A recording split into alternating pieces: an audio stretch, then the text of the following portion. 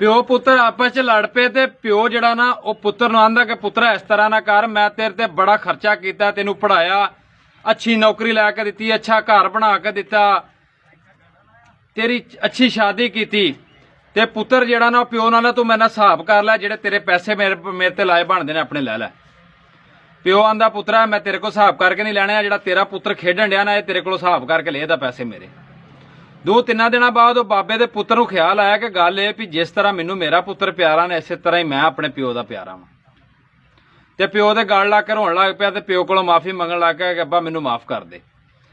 ਮੈਂ ਆਨਾ ਕਿ ਬੜਿਆਂ ਲੋਕਾਂ ਕੋਲੋਂ ਮਾਂ ਪਿਓ ਨਾਲ ਜ਼ਿੰਦਗੀ 'ਚ ਗਲਤੀਆਂ ਹੋ ਜਾਂਦੀਆਂ ਨੇ, ਅਗਰ ਗਲਤੀ ਬੰਦਾ ਬਾਅਦ 'ਚ ਤਸਲੀਮ ਕਰ ਲੈਣਾ ਤੇ ਉਹਨੂੰ ਗਲਤੀ ਨਹੀਂ ਆਖਿਆ ਜਾ ਸਕਦਾ, ਕਿਉਂਕਿ ਸਵੇਰ ਦਾ ਭੁੱਲਿਆ ਸ਼ਾਮ ਨੂੰ ਘਰ ਆ ਜਾਏ ਨਾ ਤੇ ਉਹਨੂੰ ਭੁੱਲਿਆ ਨਹੀਂ ਆਂਦੇ। ਜੇ ਕਿਸੇ ਕੋਲ ਆਪਣੇ ਮਾਂ ਪਿਓ ਨਾਲ ਕੋਈ ਗਲਤੀ ਖਤਾਈ ਹੋ ਗਈ ਹੈ ਤੇ ਉਹਦੀ ਮਾਦਰਤ ਕਰ ਲਓ, ਉਹਨਾਂ ਦੀ ਜ਼ਿੰਦਗੀ ਦੇ ਵਿੱਚ ਹੀ ਜਿੰਦਿਆਂ ਨਾਲ।